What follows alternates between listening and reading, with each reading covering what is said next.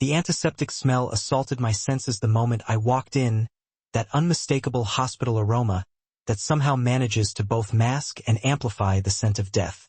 My fingers trembled against the thin cotton blanket as another contraction rippled through me, leaving me breathless. The fluorescent lights above buzzed incessantly, a monotonous drone that mirrored the beeping of the monitors surrounding my bed. "Just breathe, Elena," the nurse said mechanically, not even bothering to look up from her clipboard. I was just another single mother to her, another statistic, another burden on the system. I closed my eyes, trying to focus on anything but the pain and the crushing loneliness. Marco had vanished the second I told him about the pregnancy, disappearing like smoke, leaving behind nothing but empty promises and a hollowed-out apartment. 7 months of silence. No calls. No texts. Nothing but the growing life inside me as proof he'd ever existed at all. The contraction reached its peak, and I bit down on my lip until I tasted blood. I wouldn't scream. I wouldn't give anyone the satisfaction of seeing me break. "We need your emergency contact information," another nurse said, materializing beside me with yet another form. Her scrubs were decorated with cartoon animals, an attempt at cheerfulness that felt like mockery in this sterile room. "There's no one," I whispered, the words scraping my throat. "Just put me down." She frowned, tapping her pen against the clipboard. "Hospital policy requires at least one emergency contact, especially for delivery. Is there anyone at all?" The truth stung worse than the pain radiating through my body. 26 years old and not a single person in the world I could call. My parents were long gone, mom to cancer when I was 19, dad to the bottle shortly after. No siblings. Friends had drifted away during my relationship with Marco, his jealousy slowly severing each connection until I was floating, untethered, alone in his orbit. "The baby's father?" she pressed. I laughed then, a hollow sound that morphed into a groan as another contraction began to build. "Good luck finding him." She pursed her lips, disapproval etched in the lines around her mouth. "We'll need his information for the birth certificate, Ms. Russo." "Marco Torri," I said through gritted teeth. "That's all I know. We weren't. It wasn't serious." The lie tasted bitter. To me, it had been everything until it wasn't. The nurse scribbled something down. "Any idea where he might be?" I shook my head, sweat-dampened hair sticking to my forehead. "He worked for some import company. Said his boss was demanding." Another lie. I'd seen the tattoos Marco tried to hide. Noticed the way he'd take calls at odd hours, stepping outside regardless of weather or time. I wasn't stupid, but I'd been lonely. And he'd been beautiful. And sometimes that's all it takes for someone like me to ignore the warning signs. When the next contraction hit, something felt different. The pressure intensified, and I heard myself cry out, "She's ready! Get Dr. Moretti," the first nurse called out. The next few hours blurred into a haze of pain, clinical instructions, and my own desperate prayers to a God I wasn't sure I even believed in anymore. When my daughter finally arrived, her angry cries filling the delivery room, the emptiness inside me was suddenly replaced by something I couldn't quite name, something fierce and terrifying in its intensity. "She's perfect," the doctor said, placing her tiny, squirming body on my chest. I looked down at her, this small, red-faced stranger with a shock of dark hair, and felt my world tilt and resettle on a new axis. "Sophia," I whispered, the name I'd chosen months ago finally finding its owner. After they took her to be cleaned and measured, I drifted in and out of consciousness, the exhaustion of 26 hours of labor finally claiming me. I dreamed of Marco, not as he was at the end, cold and distant, but as he'd been in the beginning, laughing as we raced through summer rain to reach the shelter of a cafe awning. I woke to raised voices in the corridor outside my room. "Sir, visiting hours don't begin until..." That single word, delivered with quiet authority, sent a chill down my spine even before I recognized the voice. "Couldn't be. Sir, you can't just..." I received a call saying I'm listed as the father. Now, either you direct me to Elena Russo's room, or I start opening doors myself. My heart stuttered painfully in my chest. That voice, low, measured, with the faintest trace of an accent, belonged to Dante Ricci. Not Marco. Dante. I'd only met him once, at a restaurant opening where I'd been working as a waitress. Marco had frozen when he'd walked in, surrounded by men in expensive suits, their vigilant eyes constantly scanning the room. That's him, Marco had whispered, a mixture of fear and reverence in his voice. The boss. Dante Ricci had sat at the best table, barely glancing at the menu before ordering in perfect, formal Italian. Throughout the night, people had approached his table, some nervous, others attempting casual confidence. And each time they'd left looking either relieved or devastated. I'd been assigned to his section, and despite my best efforts to remain professional, I'd felt his dark eyes following me throughout the evening. As I'd served his espresso, he looked up at me, really looked, for the first time. "What's your name?" he'd asked, his voice like aged whiskey, smooth with a burning finish.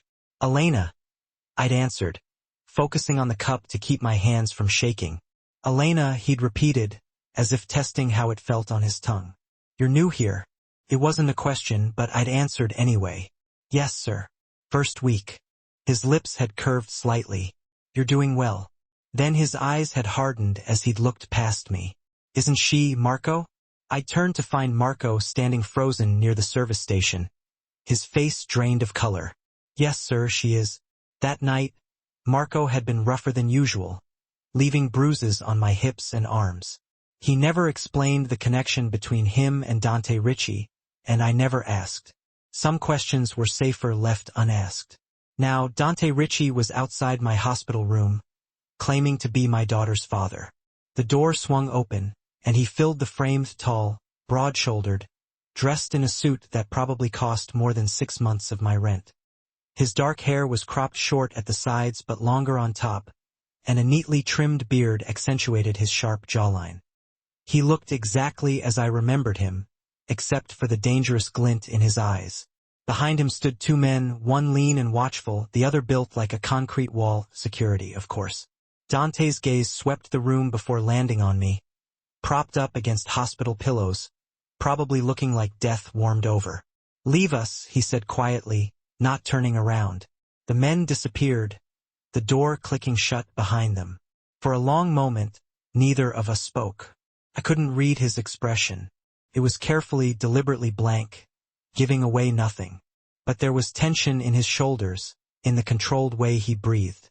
"There's been a mistake," I finally said, my voice barely a whisper. "I don't know why they called you." He moved further into the room, each step measured and deliberate. "No mistake." Fear coiled in my stomach. "That's impossible, isn't it?" He reached into his suit jacket, removing a folded document. "According to this preliminary birth certificate, I'm listed as the father of Sophia Russo, born at 3:47 this morning." He glanced at his watch. "Approximately 5 hours ago." My mind raced, trying to make sense of the situation. "I never put your name down." I told them Marco. "Marco Torri," he cut in, his voice hardening on Marco's name, until he disappeared 7 months ago after stealing from me. The pieces suddenly clicked into a horrible place. Marco hadn't just left me. He'd been running from Dante Ricci. And somehow, in his desperation, he'd dragged me into whatever he'd done. "I don't know anything about that," I said, fighting to keep my voice steady. "We broke up." He left. Dante approached the bed, his movements reminiscent of a predator, unhurried yet intentional. He stopped at the foot, studying me with those impenetrable dark eyes. Marco was many things: a thief, a liar, a coward, but apparently he was smart enough to know what would happen if I found him. He set the document on the bed near my feet. So, he did the one thing that might give him leverage. He made sure I'd be contacted when his child was born. "She's not your child," I said, anger momentarily overpowering fear. "And I don't know what Marco did, but it has nothing to do with me or my daughter." Something flickered in Dante's eyes. Amusement, perhaps, or appreciation for my defiance. "The birth certificate says otherwise, Elena." The way he said my name sent an involuntary shiver down my spine. "That can be changed. It's just paper." He smiled then, a cold expression that didn't reach his eyes. "In my experience, nothing is ever just anything." He moved to the side of the bed, close enough that I could smell his cologne. Something expensive and subtle, sandalwood and amber. "Where is Marco?" "I don't know," I answered truthfully. "I haven't seen or heard from him since I told him about the pregnancy. He cleaned out our apartment while I was at work and disappeared." Dante studied me, and I had the unsettling feeling he was cataloging every micro-expression, every blink, every shallow breath, looking for lies. "You expect me to believe he never contacted you? Never told you what he did?" I met his gaze directly. "I don't care what you believe. It's the truth." Before he could respond, the door opened, and a nurse entered, pushing a small transparent bassinet. "Time for feeding, Mom," she said cheerfully, then froze when she noticed Dante. "Oh, you must be the father. Congratulations." Her eyes darted between us, clearly sensing the tension but professional enough not to comment. Dante turned toward the bassinet, and I saw his expression change, so subtly I might have imagined it as he looked at Sophia for the first time. Something softened in his face, just for a moment, before the mask slipped back into place. "I'll leave you three alone," the nurse said, transferring Sophia to my arms before hurrying out, the door closing with a soft click behind her. Sophia squirmed against me, her tiny face scrunching up as she began to fuss. Instinctively, I adjusted her, cradling her head as I tried to position her to feed. The hospital gown was awkward, and my hands were trembling. "Here," Dante said unexpectedly, reaching for a pillow at the foot of the bed. He placed it under my elbow, providing support. When I looked up in surprise, his face was unreadable again. Sophia latched on, and the room fell silent except for her soft, suckling sounds. I was acutely aware of Dante watching us, his presence filling the small room like smoke, impossible to ignore. "She has your coloring," he finally said, his voice lower than before. "And Marco's eyes," I replied without thinking, then immediately regretted mentioning his name again. Dante's jaw tightened visibly. "For your sake, I hope that's all she inherited from him." The implied threat hung in the air between us. I pulled Sophia closer protectively, wincing slightly at the movement. "What do you want?" I asked, exhaustion suddenly crashing over me. "Why are you really here?" He didn't answer immediately, instead moving to the window to look out at the gray morning sky. When he finally spoke, his back was still to me. "Marco took something that belongs to me, something irreplaceable." He turned, his gaze falling on Sophia. "And now it seems he's given me something in return." My blood ran cold. "She's not a thing. She's not something to be traded or used as leverage." "No," he agreed, surprising me. "She's not. But according to every legal document that currently exists, she is my daughter." He stepped closer again. "And I protect what's mine, Elena." The possessiveness in his voice should have repulsed me. Instead, it sent a treacherous warmth spreading through my chest, the dangerous allure of protection after months of vulnerability. "This is insane," I whispered more to myself than to him. "You can't seriously intend to, what? Claim a child that isn't yours?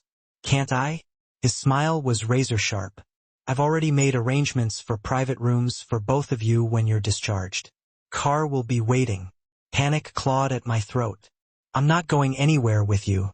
Consider your options carefully, Elena," he said, his tone maddeningly reasonable. "You have no home. The lease on Marco's apartment expired months ago. No savings. I checked your accounts. No family, a newborn daughter. And now a connection to me that Marco ensured would be documented and official." He leaned closer. "Do you really think you'd be safer on your own?" The truth of his words hit me like a physical blow. I'd been so focused on getting through the pregnancy day by day that I hadn't fully confronted the reality of what came after. My meager savings had been depleted by medical bills not covered by my inadequate insurance. I'd been staying with a coworker, sleeping on her couch, but that was temporary. Sophia had fallen asleep at my breast, her tiny face peaceful, unaware of the dangerous game being played around her. "Why would you want this?" I asked, genuine confusion mixing with fear. "She's not your responsibility." Something dark and unfathomable passed behind his eyes. Perhaps I'm curious to see what Marco thought was so valuable he'd risk using my name. He reached out, one finger gently touching Sophia's tiny fist where it rested against my skin. Or perhaps I simply don't appreciate being manipulated. And this is the most effective way to draw him out. I pulled back instinctively, and his eyes narrowed at the movement. You have until tomorrow morning to decide, he said, straightening and adjusting his cuffs. Either way, I'll be back. He moved toward the door, then paused, looking back over his shoulder. For what it's worth, Elena, I'm sorry you've been caught in the middle of this. It was never about you. The door closed behind him with a quiet finality, leaving me alone with my daughter and an impossible choice. Outside my window, rain began to fall, droplets racing down the glass like tears. I looked down at Sophia, sleeping peacefully against me, unaware that, in her first hours of life, she had already become a pawn in a game I didn't understand. What I did understand was the look in Dante Ritchie's eyes when he'd seen her, that momentary softening, that flicker of something almost human.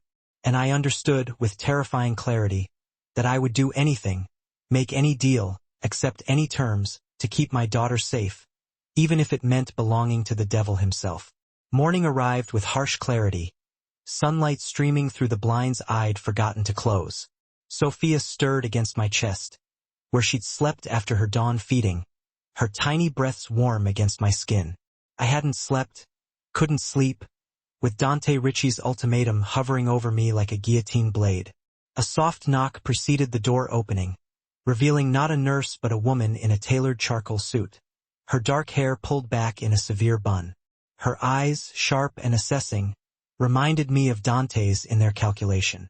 Ms. Russo, she said, her voice clipped and professional. I'm Alessandra Vega, Mr. Ritchie's personal assistant. Of course, he hadn't come himself. Men like Dante Ritchie delegated ultimatums. He sent you to collect my answer, I said flatly, adjusting Sophia as she began to fuss. Alessandra's expression remained neutral. Mr. Ritchie sent me to facilitate your transfer to private accommodations, regardless of your decision. She gestured to a sleek leather overnight bag she carried. I've brought some essentials for you and the baby. And if I refuse to go? Her perfectly arched eyebrow rose slightly. Mr. Ritchie suggested I remind you that you currently have nowhere else to go, and that the hospital is discharging you today. She checked her watch. In approximately 3 hours. My stomach twisted. She was right. The doctor had signed my discharge papers that morning. My coworker's couch was no longer available. She texted last night that her boyfriend was moving in sooner than expected. This is kidnapping, I said, the words sounding hollow even to my own ears. Is it? Alessandra set the bag down and removed a manila folder. These are copies of Sophia's birth certificate, listing Mr. Ritchie as the father. Also included is temporary guardianship paperwork, which only requires your signature. She placed them on the bedside table. Mr. Ritchie is offering you safe accommodation, medical care, and financial support for both you and your daughter. He's not forcing you to accompany him, merely making it the most logical choice. The calm rationality in her voice made the situation even more surreal, as if being claimed by a mafia boss was simply a business arrangement. Why is he doing this? I asked, desperate for something to make sense. We both know Sophia isn't his. Something flickered across Alessandra's face, not quite sympathy, but a momentary crack in her professional veneer. Mr. Ritchie has his reasons. It's not my place to question them. Sophia began to cry in earnest now, her tiny face reddening. I rocked her automatically, the movement already becoming instinctive after just one day. The private suite has a full nursery attached, Alessandra continued. Mr. Ritchie has arranged for a pediatrician to be on call and a postnatal nurse to assist you. She paused, watching me soothe Sophia. The alternative is leaving here alone with a newborn and nowhere to go. Put that way, there wasn't really a choice at all. I thought of the meager $73 in my checking account, the maxed-out credit card, the unpaid medical bills already piling up. I thought of shelters and welfare offices, of struggling alone through sleepless nights with a colicky baby. I thought of Marco, who had used me as a shield against whatever vengeance Dante sought. Fine, I said, the word tasting like surrender. I'll go. Alessandra nodded, unsurprised. A wise decision. She moved toward the door. I'll inform the medical team and complete your discharge paperwork. Be ready in 1 hour. After she left, I pressed my lips to Sophia's forehead, breathing in her newborn scent. I'm sorry, I whispered against her skin. I'm sorry I couldn't give you something better than this. The private suite turned out to be an entire wing of an exclusive medical facility outside the city. The ambulance transfer, another of Dante's arrangements, delivered us to a discreet side entrance where Alessandra waited alongside a medical team. Mr. Ritchie wanted to ensure you had proper care during your recovery, she explained as they wheeled me, with Sophia in my arms, through corridors that looked more like a luxury hotel than a hospital. He's arranged for Dr. Bennett to oversee both your care and Sophia's. The suite itself was larger than my last apartment, with a spacious bedroom featuring a hospital-grade bed, an adjoining sitting room with plush furniture, and a fully equipped nursery decorated in soft creams and pale greens. The windows overlooked manicured gardens currently glistening with morning dew. Your things have been collected from your previous accommodation, Alessandra said, gesturing to my battered suitcase and few belongings, looking pathetically out of place against the luxury surroundings. Mr. Ritchie took the liberty of supplementing your wardrobe and the baby's essentials. I glanced toward the massive walk-in closet, its doors ajar to reveal clothing with tags still attached. How generous, I said, unable to keep the bitterness from my voice. Mr. Ritchie will visit this evening, Alessandra continued, ignoring my tone. He suggests you rest until then. The staff has been instructed to provide anything you need. She handed me a cell phone. This is for you. It has my number programmed in, as well as direct lines to the medical staff and security. Security. The word hung in the air between us, its dual meaning unmistakable protection and surveillance. Am I a prisoner here? I asked directly, shifting Sophia to my shoulder. Alessandra's expression remained carefully neutral. You're a guest, Ms. Russo. A guest under Mr. Ritchie's protection. She moved toward the door. I suggest you don't test the boundaries of that protection. After she left, a nurse helped me settle in, demonstrating the features of the suite and checking Sophia's vitals. When we were finally alone, I sank onto the edge of the obscenely comfortable bed, Sophia asleep in the bassinet beside me. What have we gotten ourselves into? I whispered. The hours passed in a haze of feeding, changing, and brief, fitful naps. Despite the luxury surrounding me, I couldn't relax, constantly aware of the cameras I'd spotted in the corners of each room, except, thankfully, the bathroom and bedroom. As twilight descended, bathing the room in golden light, I heard voices in the corridor outside, one female, likely Alessandra, and one unmistakably male. My pulse quickened as the door opened, revealing Dante Ritchie. He'd exchanged yesterday's formal suit for dark trousers and a charcoal sweater that did nothing to diminish his commanding presence. His eyes swept the room before settling on me, sitting in the nursery rocker with Sophia cradled against my chest. Leave us, he said to Alessandra without looking at her. The door closed silently behind him. For a moment, he simply stood there, watching us with an unreadable expression. Then he moved forward, his steps soundless on the plush carpet. How are you feeling? He asked, his voice lower than I remembered. Physically or emotionally? I responded, the words sharper than intended. The corner of his mouth lifted slightly. Both. I shifted Sophia to my other arm, buying time. Physically, like I just pushed a human being out of my body. Emotionally, like I've been maneuvered into a corner by someone I barely know. Fair enough, he conceded, surprising me. He moved closer, his gaze dropping to Sophia. May I? The request was unexpected, as was the hesitation in his voice. I found myself nodding, carefully transferring my daughter into his arms. Dante Ritchie, the man who reportedly commanded the city's largest criminal organization, held Sophia with practiced ease, supporting her head perfectly. The contrast of her tiny form against his broad chest created an image of vulnerability and strength that made my heart twist painfully. She's beautiful, he said quietly, one finger gently tracing the curve of her cheek. Perfect, Something in his expression, a softness I hadn't seen before, gave me courage. Why am I here, Dante? Really? His eyes lifted to mine, dark and fathomless. Because Marco Torri thought he could use an innocent child to manipulate me. His gaze returned to Sophia. And because I need to understand why. What did he take from you? I asked. What was worth all this? The question seemed to darken the very air around him. Something irreplaceable. He carefully placed Sophia in her bassinet. His movements gentle despite the tension radiating from him. Family heirloom. A ring that belonged to my mother. The simple explanation felt incomplete, insufficient to explain the elaborate scenario he'd constructed. A ring? All this for a ring? His jaw clenched tight. Not just any ring, mind you. The very last thing she gave me before she passed. He pivoted sharply, heading for the window. It was a clear signal. Taking that specific ring. Marco was on my payroll for 3 solid years. He knew exactly what that ring signified. I watched his reflection in the glass, noticing the contained fury in his posture. I'm truly sorry, I said softly, about your mother's ring. He shot a quick glance back at me, genuine surprise flickering across his face. You believe me? It wasn't really a question, but I answered it anyway.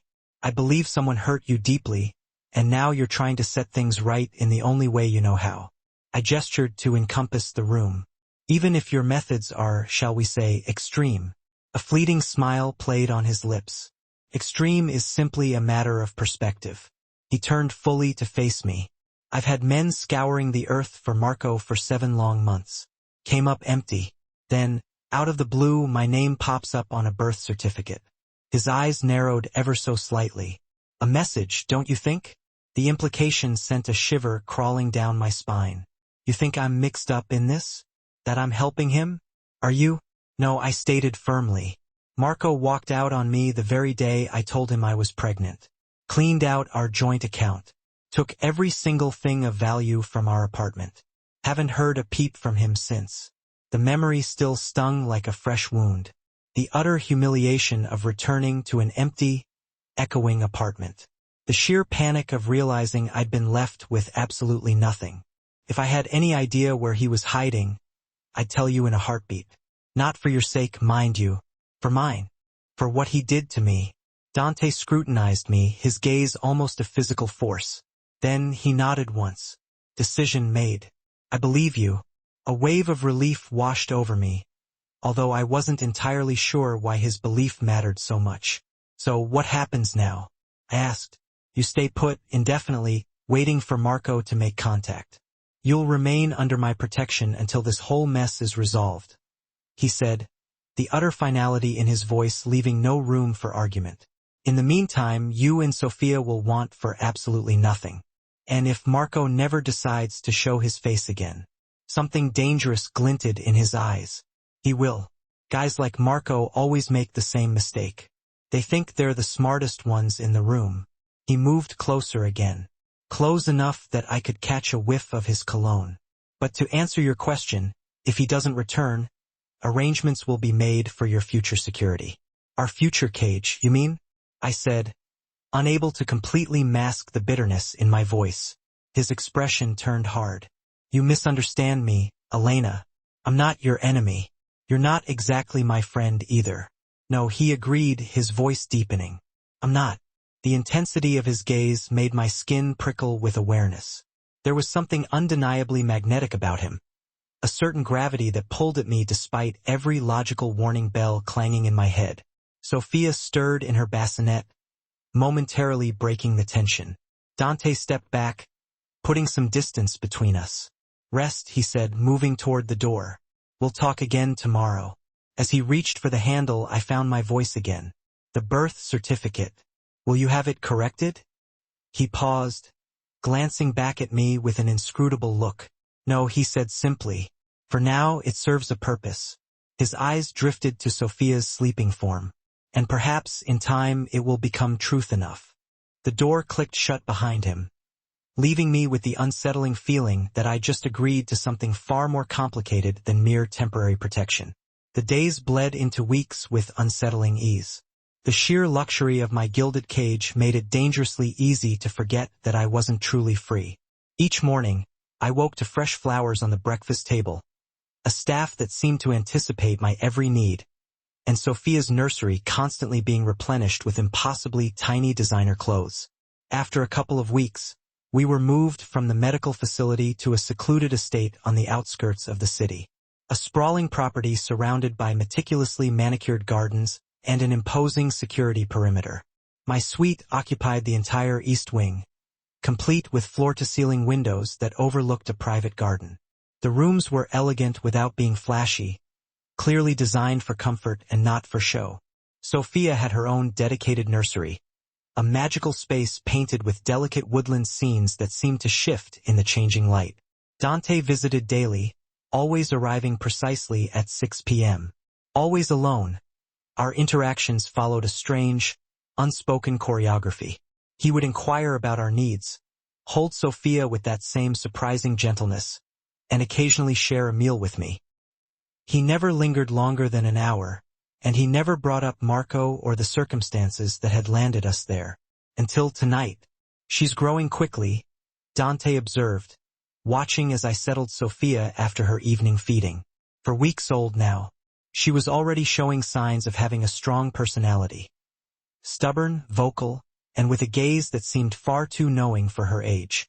The pediatrician says she's ahead on all her developmental milestones. I replied, unable to completely hide the pride in my voice. Despite everything that had happened, Sophia was thriving, and she had quickly become my entire world. She's strong, like her mother.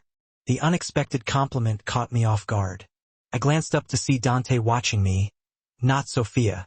His dark eyes were intense in a way that made my pulse race. Not strong enough, I said quietly, gently tucking the blanket around Sophia's sleeping form. Strong enough would have been seeing through Marco from the beginning. Dante moved closer, his proximity sending that familiar warmth spreading through my chest. Some men are masters of deception, Elena. Don't blame yourself for believing what he wanted you to see. Is that what you excel at? The question slipped out before I could stop it. Making people see what you want them to see. Instead of anger, his lips curved into that rare, genuine smile that completely transformed his features. No, I excel at seeing people as they truly are. He reached out, gently tucking a stray strand of hair behind my ear, his fingers lingering against my cheek. It was both a gift and a curse. The touch, brief as it was, burned like a brand. I stepped back, disturbed by my own intense reaction. For weeks of close proximity had created a dangerous familiarity, a false sense of intimacy that threatened my already fragile boundaries. And what do you see when you look at me? I asked, desperate to break the building tension. His expression turned serious. Someone who has been underestimated her entire life. Someone stronger than she believes. Someone worthy of more than what she's been given. He paused, his gaze dropping to Sophia. Someone I'm beginning to care for more than I should. The words hung in the air between us, heavy with implication. Before I could even formulate a response, his phone vibrated. He checked it, his expression hardening instantly. We need to talk, he said, all warmth completely vanishing from his voice. My office. 10 minutes. He left without another word, the door closing with quiet finality behind him. I stood frozen, my mind racing with possibilities, none of them good. Had Marco finally been found? Was our arrangement about to come to an abrupt end? After putting Sophia down for her nap, I changed quickly from my loungewear into a simple dress, ran a brush through my hair, and made my way to Dante's office. I'd never actually been invited there before. Located in the West Wing, it was a part of the house that had remained strictly off-limits to me. A constant reminder of the invisible boundaries that governed my new existence. 2 men stood guard outside the heavy wooden doors. They nodded as I approached, one of them knocking before opening the door for me. Dante's office perfectly reflected the man himself. Imposing, elegant, and utterly impenetrable. Dark wood paneling lined the walls, interspersed with bookshelves filled with beautifully bound, leather-covered volumes. A massive desk dominated the space, and Dante stood behind it, reviewing documents spread out before him. He wasn't alone. Alessandra was there, along with a man I recognized as Carlo, Dante's head of security. Their conversation stopped abruptly as I entered. "Leave us," Dante said, his eyes locking with mine from across the room. Alessandra and Carlo exited silently, closing the door firmly behind them. "What's happened?" I asked, fighting to keep my voice from trembling. Dante gestured to one of the chairs across from his desk. "Sit." I remained standing. "Tell me what's going on." His jaw tightened at my defiance, but I thought I saw a flicker of something that resembled approval in his eyes. "Marco has made contact." The words hit me like a physical blow. Despite everything, hearing his name spoken aloud, knowing that he was out there somewhere, aware of our situation, made the room tilt momentarily. "What does he want?" I managed to ask, gripping the back of the chair to steady myself. "What all men like him want. Money." Dante moved around the desk, closing the distance between us. "And you?" "Me? You and Sophia?" "His insurance policy." Dante's expression darkened considerably. "He claims he'll return what he stole in exchange for a payment and your freedom." A bitter laugh escaped me. "My freedom? As if I'm his to reclaim." "You're not his," Dante said, his voice dropping to a dangerously low register. "You were never his." The possessiveness in his tone should have frightened me. Instead, it sent a treacherous wave of heat coursing through my veins. For weeks of careful distance, of watching him with Sophia, of late-night conversations that gradually revealed pieces of the man beneath the power, it had all worn away at my defenses. "What are you going to do?"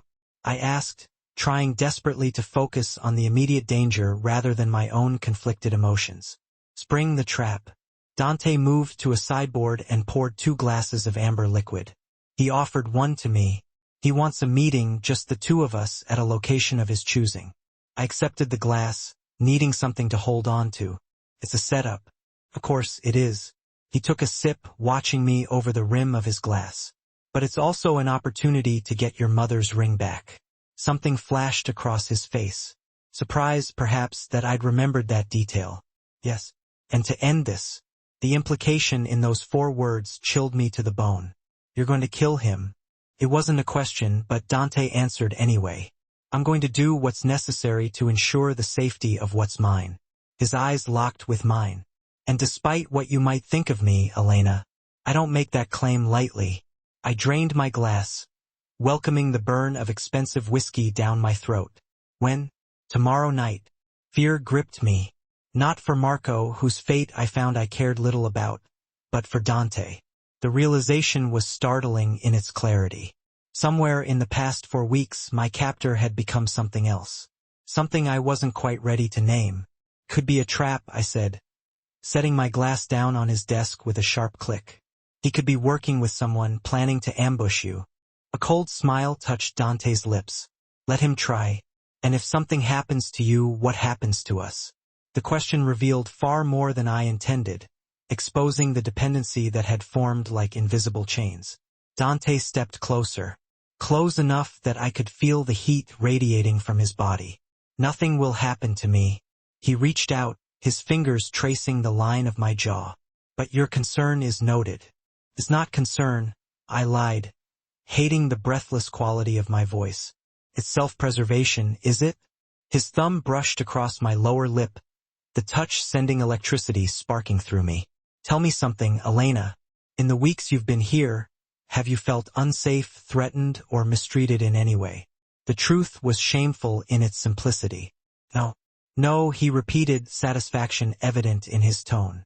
"Because despite what brought you here, your well-being, and Sophia's, has always been my priority."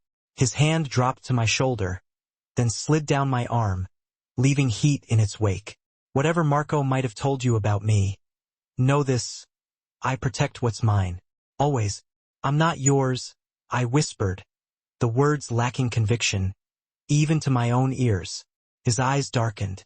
"Aren't you?" Before I could respond, a knock at the door interrupted us.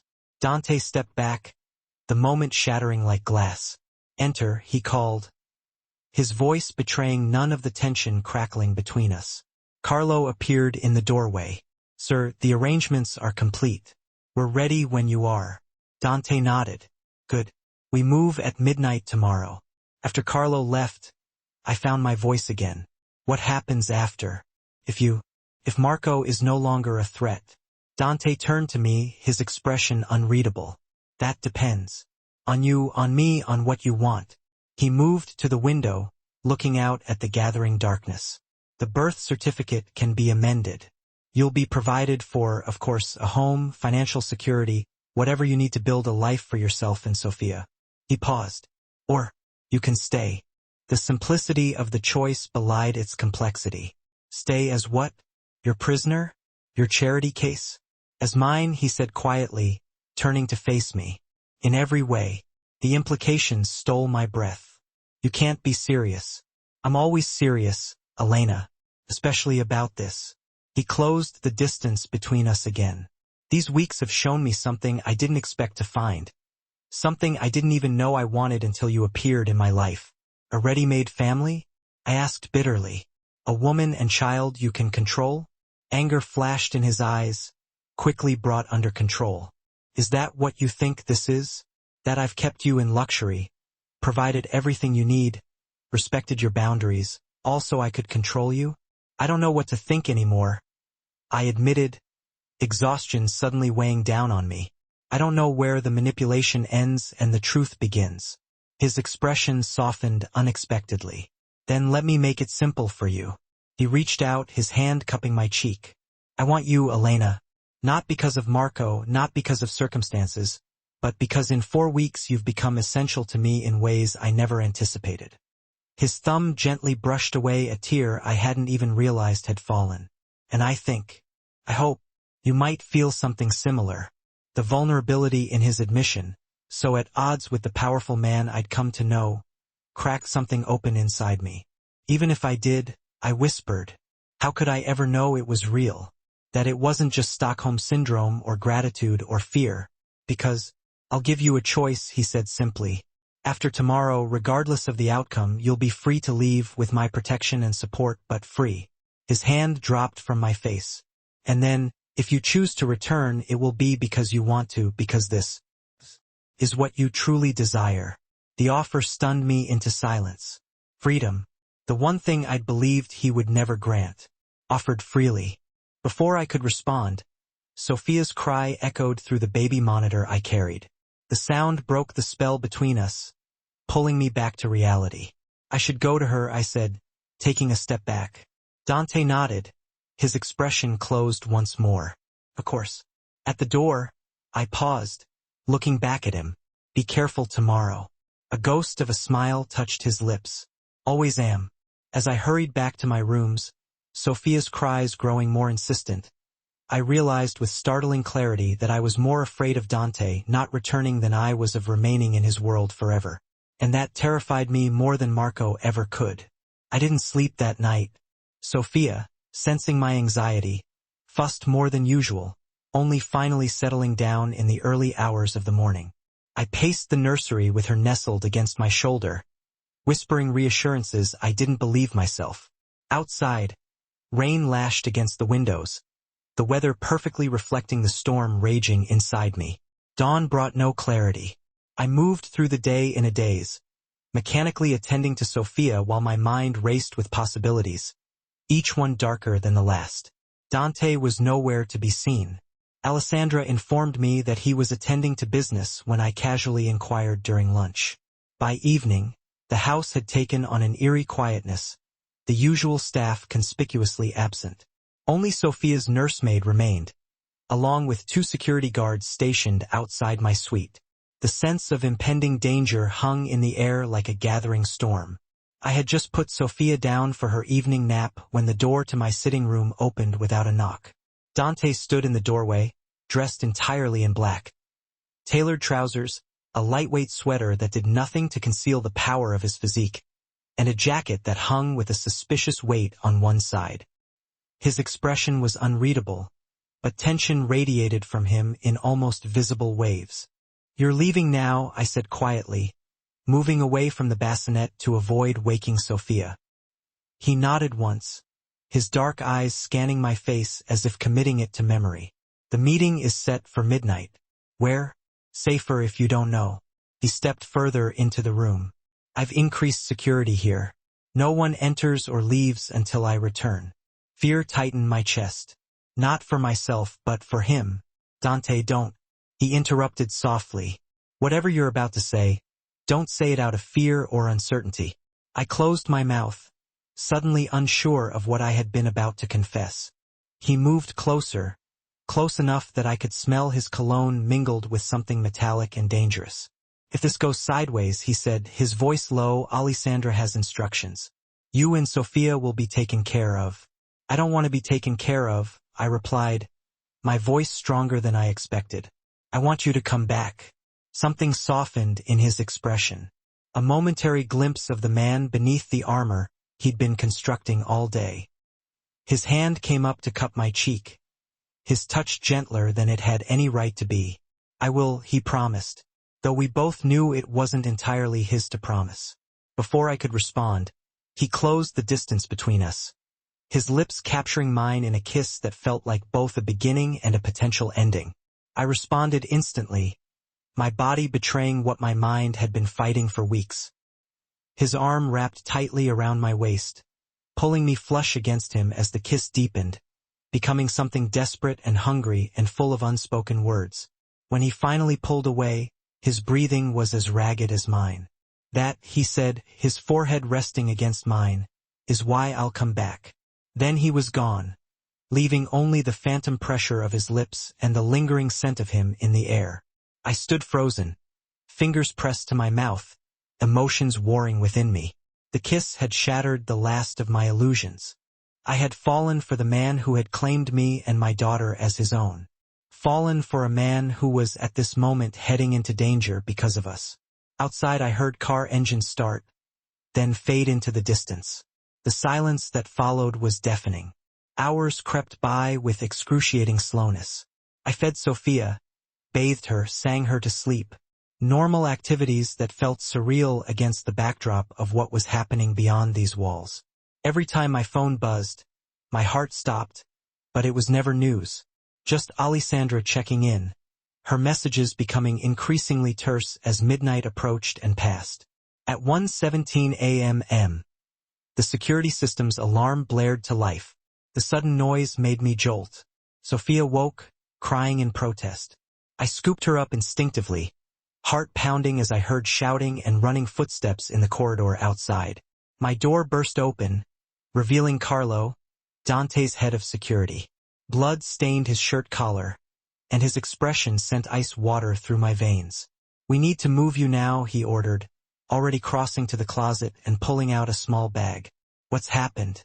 I demanded, clutching Sophia tighter as her cries escalated. Where's Dante? Carlo didn't look at me as he threw some of my clothes and Sophia's necessities into the bag.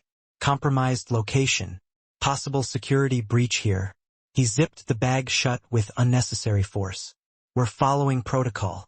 Tell me what happened to Dante, I insisted, not moving despite his obvious urgency. Carlo finally met my gaze, his expression grim. Ambush. Multiple hostiles. He checked his watch. Mr. Ritchie ordered immediate evacuation of primary assets if communication was lost for more than an hour. Primary assets? The clinical term cut through me like a blade. Is he dead? Unknown, Carlo answered, his professional mask slipping just enough to reveal his own concern. Last communication indicated he was pinned down, but operational. Operational. These cold, militaristic terms for the man who had kissed me goodbye just hours ago. I'm not leaving without knowing, I stated firmly, even as fear threatened to choke me. You don't have a choice, Ms. Russo. Carlo's hand moved to his sidearm, not in a threatening manner, but as a clear reminder of who was in charge. Mr. Ritchie's standing orders are explicit. You and the child are to be moved to the secondary location immediately. The sound of more footsteps in the hallway prevented further argument. 2 more security men appeared, their expressions equally grim. Perimeter breach confirmed. One of them reported. North Gate. 2 vehicles. Carlo cursed under his breath. Move. Now. What followed was a blur of motion. Someone handed me a coat. Someone else took Sophia momentarily while I put it on. Carlo led us not through the main corridor, but through what appeared to be a service passage, dimly lit and narrow. Sophia, somehow sensing the danger, had quieted against my chest, her tiny fingers clutching tightly at my shirt. We emerged into the garage beneath the house, where a nondescript SUV with tinted windows idled. Carlo opened the back door, revealing a car seat already installed. Get in. Secure the child. Say nothing until we're clear, he instructed, scanning the garage with watchful eyes. I complied, hands trembling as I strapped Sophia into the seat. Carlo took the wheel, another security man riding shotgun, weapon drawn and resting on his knee. The garage door opened silently, and we slipped out into the rainy night. Through the rear window, I watched Dante's estate recede into the darkness. My temporary home, my gilded cage, now potentially compromised by unknown enemies. Enemies targeting Dante and by extension us. We drove in tense silence, following a convoluted route through the outskirts of the city. Sophia, exhausted by the disruption to her routine, eventually drifted off to sleep, seemingly unaware of the danger that surrounded us. I envied her innocence, her ability to trust that she would be protected. My phone vibrated in my pocket. With shaking fingers, I pulled it out to find a message from an unknown number. Don't trust them. Marco. Ice flooded my veins. I glanced up to find Carlo watching me in the rearview mirror, his expression unreadable. Problem? He asked, his tone casual despite the tension evident in his shoulders. I swallowed hard, my mind racing. If Marco was messaging me, did that mean that the meeting with Dante had never happened, or that it had gone catastrophically wrong? Either way, the warning sent shivers down my spine. Just checking the time, I lied, slipping the phone back into my pocket. Carlo held my gaze a moment too long before returning his attention to the road. We'll be at the safe house in 20 minutes. You'll stay there until we receive new orders. New orders? From whom? If Dante was... No, I couldn't even bring myself to think the word. The city lights faded away as we headed into more rural areas, the road becoming narrower and less maintained. Rain continued to fall, reducing visibility and lending an eerie feeling to the night. The night felt ominous, charged with something unsettling. Carlo kept making these abrupt turns, doubling back like he was trying to lose someone. My phone buzzed again. Pretending to check on Sophia, I angled myself away from the front seats and peeked at the screen. They're taking you to him, not away. Get out now. Last chance. A cold, hard knot formed in my stomach. Something was definitely off. Carlo's weird driving, the super urgent evacuation even though there wasn't any sign of danger at the house. This crazy roundabout route. It all screamed wrong. I looked at Sophia, sleeping so peacefully, and I knew, crystal clear, that I'd do absolutely anything to protect her, even if it meant listening to the guy who bailed on us. I need to use the restroom, I blurted out, and Sophia needs a diaper change. Carlo's eyes darted to mine in the rearview mirror.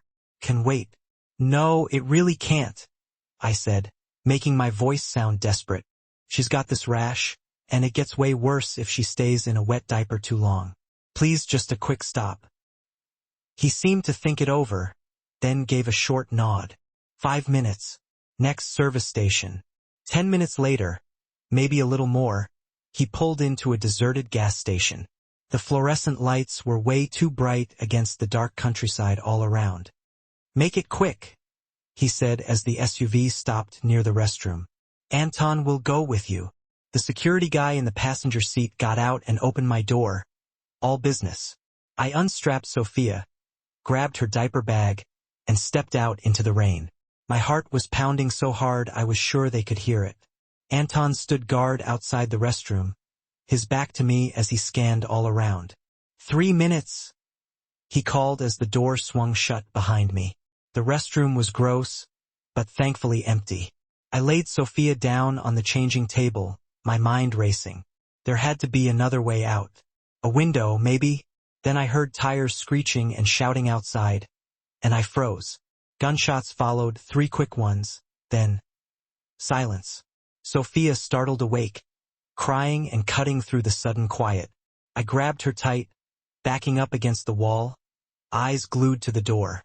It burst open, but it wasn't Anton or Carlo. It was Marco. I hadn't seen him in almost a year. He looked different, thinner, harder, with a new scar cutting right through his left eyebrow. His eyes went wide when he saw Sophia, and I saw something like regret flicker across his face before it disappeared behind this urgent look. "We need to go now," he said, reaching for my arm. I flinched back.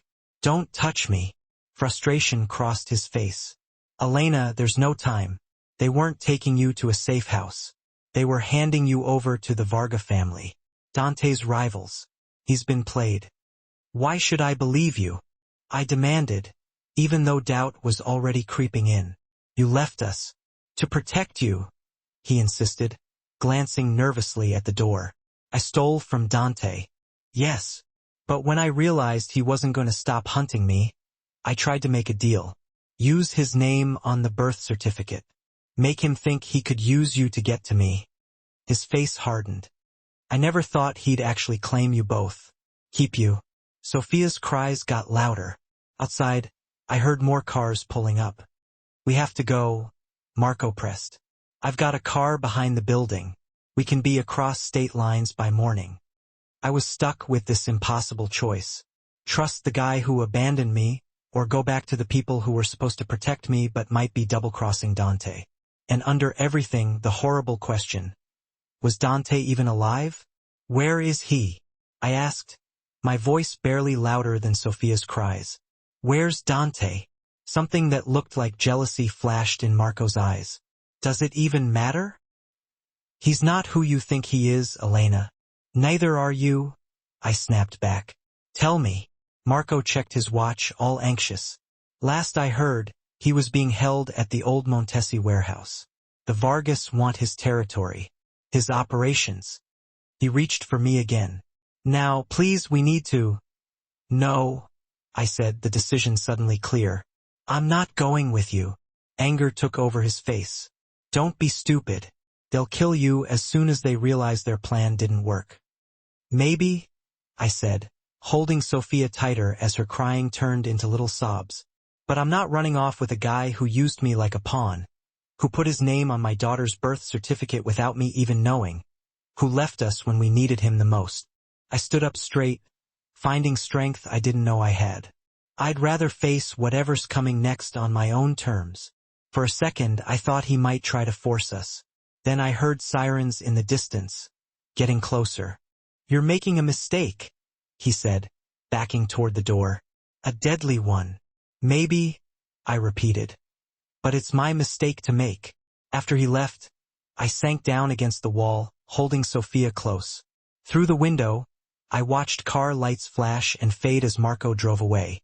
A few minutes later, more cars showed up. Black SUVs with tinted windows, all the same, all scary. The restroom door opened again, and there was Alessandra, looking perfectly put together as always, which seemed really out of place in that dirty restroom. "Are you hurt?" she asked, looking us up and down. I shook my head. "Carlo's dead?" she asked, without any feeling. "Along with Anton. They betrayed Mr. Ritchie." Hope jumped in my chest. "Dante's alive." Something like approval flickered in her eyes. "Yes, injured but alive." She held out her hand. "He's asking for you." I took her hand, and she helped me up. "Marco said the Vargas family was working with Carlo." "Yes, we've known about the possible inside job for weeks." She led me out of the restroom toward one of the cars. "That's why Mr. Ritchie set up tonight's meeting, to get rid of the traitors." "Using himself as bait," I said, and everything clicked into place, horrible and clear. Alessandra opened the car door, her face softening a little. "He said, you're going to be mad about that part." As I settled into the back seat with Sophia, feeling suddenly wiped out, I had to ask, why didn't he tell me? Why let me think he was walking right into a trap? Alessandra's answer was simple. "Because your reaction had to be real." Carlo was watching. She closed the door, ending the conversation as quickly as she ended everything else. As the car pulled away, heading back to the city and whatever was waiting for us there, I kissed Sophia's forehead and whispered, "We're going home." The private hospital room was filled with soft dawn light when we got there, the first rays of sun coming through the blinds. Alessandra led me through a bunch of hallways, past security guys standing guard. They watched us as we walked by. "He's been asking for you," she said, stopping outside a door guarded by two of Dante's most trusted men. "The doctors have him sedated, but he's fighting it." I even heard a little bit of fondness in her voice, which was rare. Stubborn man. My heart hammered as the door opened. Sophia had fallen asleep in the car, all warm and heavy against my shoulder. I stepped into the room, and my breath caught. Dante was lying in the hospital bed, and even though he was so strong, he looked smaller against the white sheets. The machines next to him beeped, showing his heart rate and everything. He had a bandage on his left shoulder, and some blood was seeping through. Another bandage was wrapped around his ribs, under the hospital gown. He had a cut over his right eye held together with stitches, but he was alive, breathing there. His eyes opened as I got closer, and I saw recognition and relief wash over his face. "Elena," he whispered, his voice rough. He looked at Sophia, and his face softened. "You're both safe." That simple sentence broke me. Tears that I'd been holding back for hours spilled over, running down my cheeks. "You almost weren't," I said, not able to hide the anger. A tiny smile touched his lips. "But I am." "You should have told me," I said, moving closer to the bed. "About Carlo, about the trap you were setting. Would you have let me go if you'd known?" he asked, never taking his eyes off mine, and I couldn't say anything. "No. Exactly." He moved a little and winced. "And I needed to end this for all of us." Sophia stirred, making a face because she'd been still too long. Without thinking, I gently put her in Dante's good arm. He held her like he knew exactly what to do, his big hand cradling her head so carefully. "You met Marco?" he said. Not a question, just a statement. I nodded, sitting carefully on the edge of the bed. "He tried to get me to leave with him." Something dangerous flashed in Dante's eyes. "And yet you're here." "I'm here," I said softly. "I chose you." The weight of that hung in the air, along with everything else that wasn't being said. Dante's free hand found mine, and his fingers wrapped around mine, surprisingly gentle. "Why?" he asked, and for a second I saw his vulnerability. I thought about giving some simple answer about safety or something, but instead I told the truth. "Because when I thought I might lose you, I realized I didn't want to live in a world where you didn't exist." Saying it hurt, because it showed how much I cared, something I'd been hiding since Marco left. Because somewhere between being your prisoner and whatever I am now, I started to care for you more than I should. His fingers tightened around mine. "And what do you think you are to me, Elena?" "I don't know," I said. "Your responsibility, your way to protect me. The mother of a child you've claimed is yours." "Mine," he said simply. "Just mine in every way that matters." He looked down at Sophia, sleeping against him. "Both of you." The possessiveness in his voice should have scared me, but instead, it felt like a shield, offering the safety and belonging I'd always wanted. "What happened last night?" I asked, needing to understand how much danger we'd been in, how much danger we might still be in. Dante's face hardened. "The Vargas family has been trying to take over my territory for years. Carlo was working for them, had been for months." He shifted Sophia a little in his arms. "Marco's stealing from me was convenient. They used him, told him about my mother's ring, knowing how much it meant to me." "Did you get it back?" I asked softly, remembering what he'd said about it. The last thing his mother gave him. A real smile touched his lips. "Yes." It wasn't about money for Marco, just about staying alive. When he realized the Vargas family was going to kill him after using him to get to me, he panicked. His eyes met mine. "Using you and Sophia by saying he was Sophia's father, I said, understanding. He thought it would give him leverage. He thought it would force me to negotiate. Dante corrected me. What he didn't expect was that I would claim you both completely. His thumb stroked my knuckles.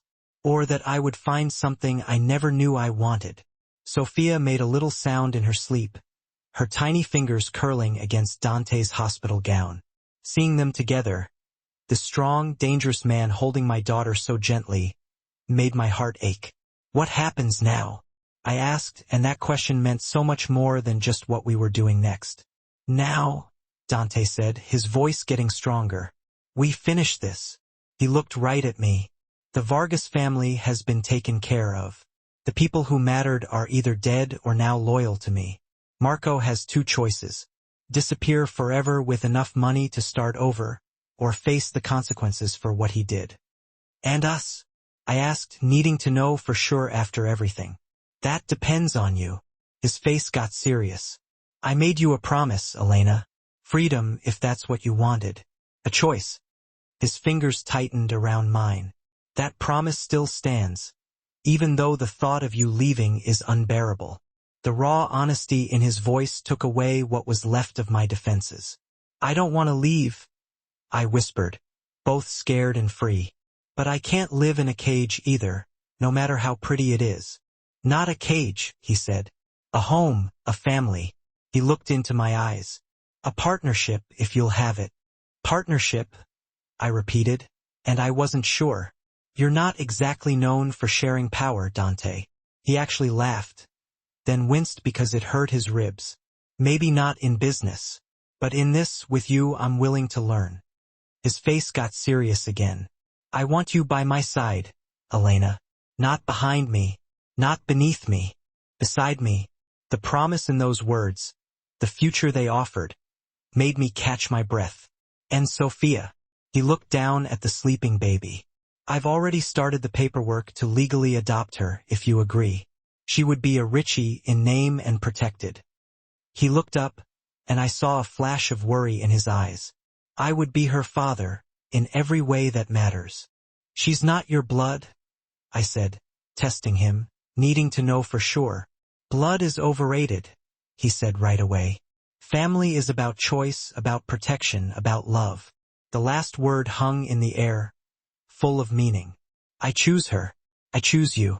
The rest is just details. Tears blurred my vision again. When did the scary mafia boss turn into a philosopher? His lips curved into that rare, real smile that changed his whole face. When a stubborn, brave woman crashed into my life with a newborn daughter and refused to be scared. He let go of my hand to brush a tear from my cheek. You changed everything, Elena. From the moment I saw you in that hospital bed, defiant even when you were vulnerable. I was terrified, I admitted. I know, but you faced me anyway. I heard pride in his voice.